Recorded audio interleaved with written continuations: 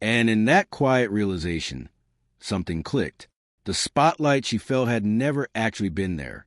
It had been created by her own mind, a story she believed for so long that it became her reality. She took a deep breath and joined the conversation.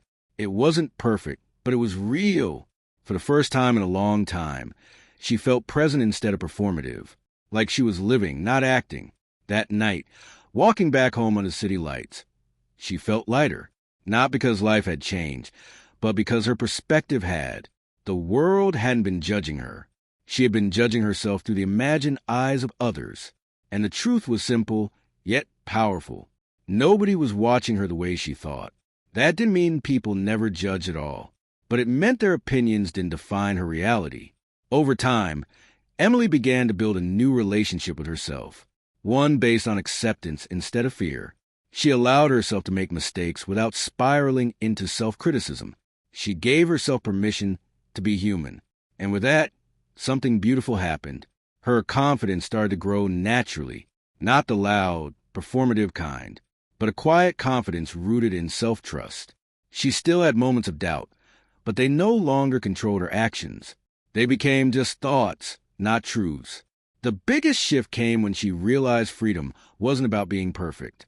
It was about not needing to be. Because when you stop living for imagined judgment, you start living for yourself. And that changes everything.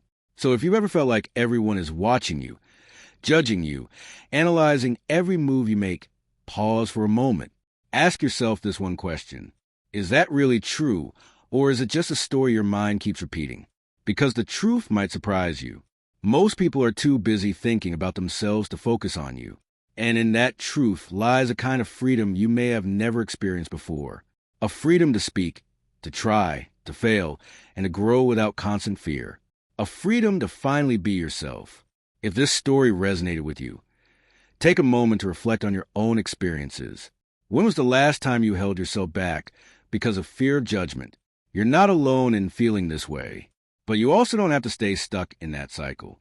Let this be the moment you start questioning those thoughts, the moment you begin choosing freedom over fear. If you found value in this, don't forget to like, subscribe, and share it with someone who needs to hear this message. And in the comments, tell me honestly, what is one thing you would do today if you truly believed nobody was watching you?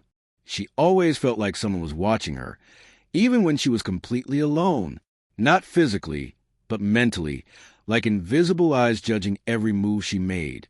In her small apartment in Chicago, Emily would rehearse simple actions before doing them. Even sending a text felt like stepping onto a stage she never asked to be on.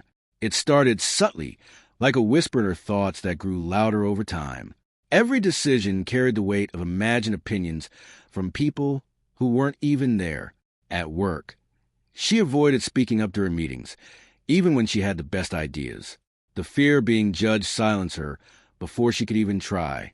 Her co-workers saw her as quiet, maybe even reserved. But inside, her mind was constantly racing with what they think scenarios.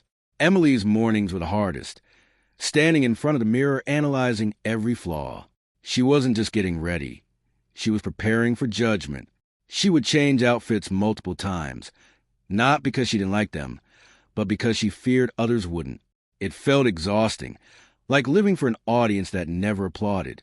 One day, her friend Sarah asked a simple question over coffee. Why do you care so much about what people think? Emily laughed it off, but the question stayed with her. It echoed louder than any criticism she had ever imagined, because deep down, she didn't know why. It just felt like survival, like blending in was safer than standing out. But everything started to shift on a rainy Tuesday afternoon. A presentation she had spent weeks preparing was about to begin. Her heart pounded as her name was called. She stood up, hands trembling, convinced everyone would notice her anxiety. As she walked to front, she accidentally dropped her notes. Papers scattered across the floor in front of everyone. For a moment, time froze. Her worst fear had come true, or at least that's what she thought. But something unexpected happened. No one laughed. Instead, a colleague quietly helped her pick up the papers. Another person smiled reassuringly, as if saying, "It's okay." Emily blinked, confused. Where was the judgment she had always feared? She finished her presentation, voice shaky at first, but growing steadier. And when she was done, people actually clapped, not because it was perfect, but because it was real. That moment planted a small, uncomfortable question in her mind. What if no one was watching her as closely as she believed? That night, she replayed the incident over and over, not the embarrassment, but the reactions of others. They hadn't judged her harshly. In fact, they barely seemed to care about the mistake at all. It didn't make sense at first. Her entire reality had been built around the idea of constant judgment. So she started observing others more carefully, watching how people interacted, how they made mistakes, how they moved on. She noticed something surprising. People were too focused on themselves to pay attention to every little thing others did. A co-worker stumbled over words in a meeting, then continued like nothing happened. No one brought it up again.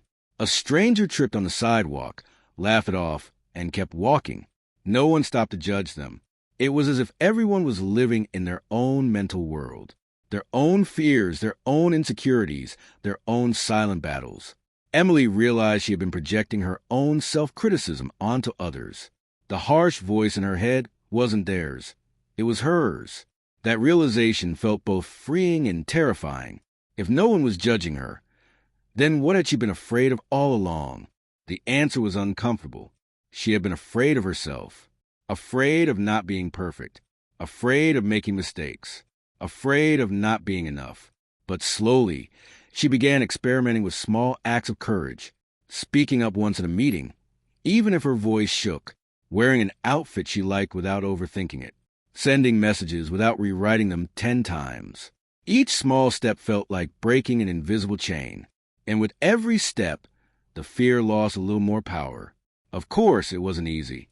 There were days when the old thoughts came rushing back stronger than ever. Days when she canceled plans because anxiety felt overwhelming. Days when she questioned all her progress. But something had changed deep inside her. She now had evidence that her fears weren't entirely real. One evening, she decided to go to a small social gathering. Normally, she would have found an excuse to stay home. As she walked into the room, her chest tightened. The familiar voice whispered, "Everyone is watching you." But this time, she paused. She looked around carefully, really observing. People were laughing, talking, checking their phones. No one was paying attention to her entrance.